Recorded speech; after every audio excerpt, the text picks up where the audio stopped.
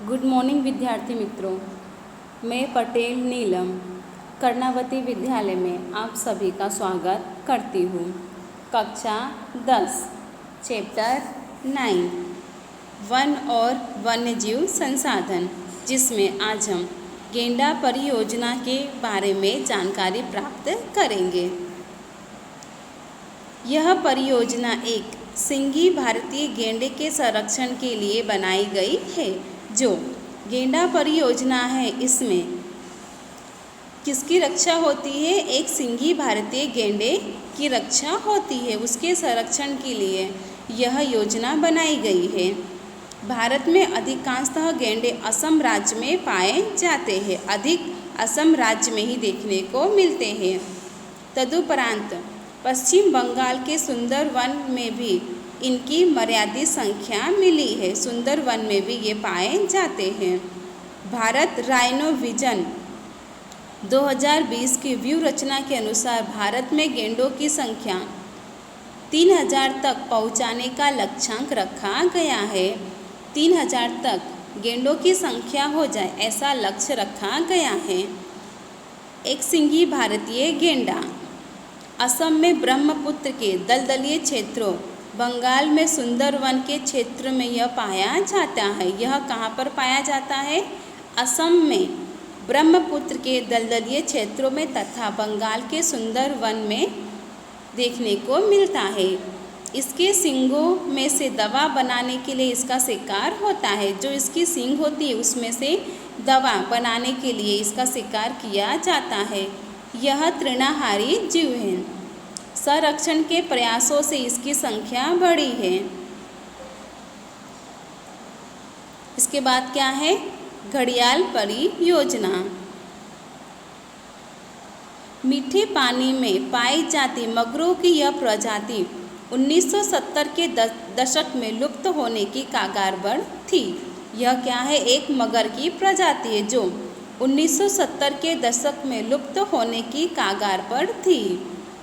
तब भारत सरकार द्वारा समय रहते उठाए गए कदम स्वरूप यह परियोजना चालू की गई। 5वां, गीत परियोजना। गीत प्रकृति का सफाई कर्मचारी है। वह प्रकृति की साफ सफाई करता है। यह मृत पशुओं का मांस खाता है। भारत में गीत की कुल 9 प्रजातियां दिखाई देती है। 9 प्रकार की प्रजाति हमारे भारत में देखने को मिलती है। गीधों की संख्या में हुए असाधारण कमी के कारण 2004 में यह योजना शुरू की गई। 6ठा, हिम तेंदुआ परियोजना। हिमालय में लगभग 3000 मीटर की ऊंचाई पर दिखने वाली यह प्रजाति बर्फ में रहती है। हिम तेंदुआ बर्फ में निवास करते हैं। स्थानीय लोगों में हिम तेंदुओं के बारे में जानकारी बढ़े और इसके संरक्षण के लिए लोग जागृत हो, इस उद्देश्य से 2000 में यह परियोजना प्रारंभ की गई। इसके उपरांत कश्मीरी हंगुल परियोजना, लाल पांडा परियोजना, मणिपुर में पाई जाने वाली एक विशिष्ट हिरण प्रजाति के लिए मणिपुर थामिल परियोजना, गंगा ब्रह्मपुत्र नदी में पाई जाने वाली गंगा डॉल्फिन परियोजना भी कार्यरत है। ये सभी भी कार्य करती है। अभ्यारण्य, राष्ट्रीय उद्यान एवं जैव आरक्षित क्षेत्र। वन्यजीव के संरक्षण के उद्देश्य से अभ्यारण्य, राष्ट्रीय उद्यान या जैव आरक्षित क्षेत्रों की स्थापना की गई है, जिसमें उनका रक्षण होता है। ये तीनों शब्द एक दूसरे के पर्याय समान लगते हैं, एक दूसरे के पर्यायवाची होते हैं, पर इनमें अंतर है। इसका हम उनका परिचय प्राप्त करेंगे कि इन तीनों में क्या अंतर है। सबसे पहला है अभ्यारण्य। निश्चित मात्रा में मानव प्रवृत्तियों को अनुमति दी जाती है। सत्ताधिकारी से अनुमति प्राप्त कर पालतू पशु को चराने की छूट प्राप्त की जाती है। वन्यजीव अभ्यारण्य की स्थापना किसी एक विशेष प्रजाति के लिए की जाती है। अभ्यारण्य की स्थापना राज्य सरकार द्वारा आवश्यक प्रक्रिया द्वारा ही की जा सकती है। पेरियार, चंद्रप्रभा, एतू नागरम अभ्यारण्य प्रख्यात है। दूसरा क्या है, राष्ट्रीय उद्यान। अभ्यारण्य की तुलना में अधिक संरक्षित क्षेत्र है, अधिक सुरक्षित माने जाते हैं। इनमें एक से अधिक पारिस्थितिकी तंत्र का समावेश होता है। पालतू पशुओं को चराने का संपूर्ण प्रतिबंध होता है। इसमें फालतू पशुओं को चरा नहीं सकते हैं। अभ्यारण्य की तरह किसी एक विशेष प्रजाति पर केंद्रित नहीं होता है। इसमें सभी प्रकार की प्रजाति का समावेश होता है। इसकी स्थापना राज्य एवं केंद्र सरकार के संकलन से होती है, दोनों के संयोग से होती है। कांजीरंगा, कार्बेट, वेलाबद्दर समुद्री राष्ट्रीय उद्यान, गिर, दचिगाम आदि महत्वपूर्ण राष्ट्रीय उद्यान है। जैव आरक्षित क्षेत्र, इसकी रचना अंतर्राष्ट्रीय मापदंडों के अनुसार की जाती है। उस क्षेत्र की प्राकृतिक एवं सांस्कृतिक विविधता का संरक्षण करना उद्देश्य होता है। उस क्षेत्र की सभी वनस्पति, जीव जंतु एवं जमीन के उपरांत वहाँ रहने वाले मानव समुदाय की जीवन शैली का भी संरक्षण किया जाता है। वहाँ जैव वैविध्य के संदर्भ में संशोधन प्रशिक्षण केंद्रों की विशिष्ट सुविधाएं खड़ी की जाती हैं।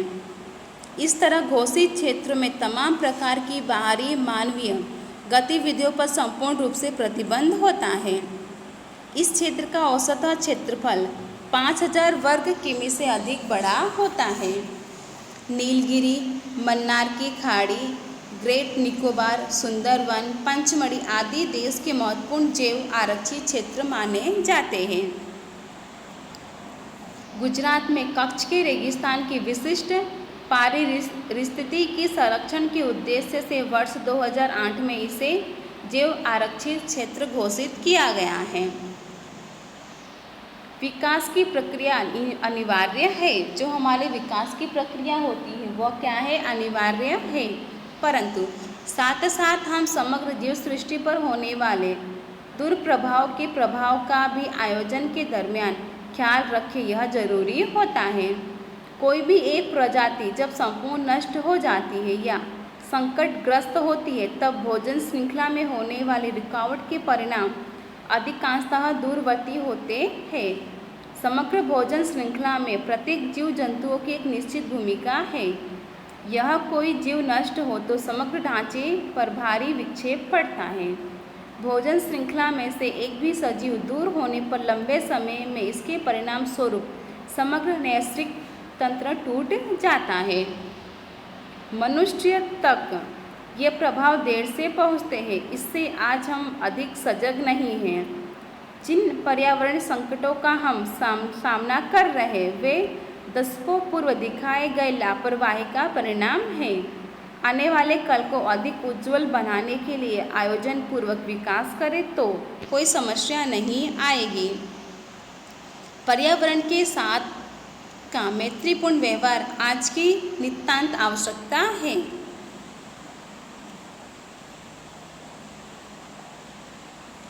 एंडोथेरा, यह प्राणी शुष्क तथा अर्धशुष्क विस्तारों में आए हुए लवण यानी खाराश युक्त जंगलों तथा घास भूमि रेगिस्तान या अर्ध रेगिस्तान प्रदेश में रहता है।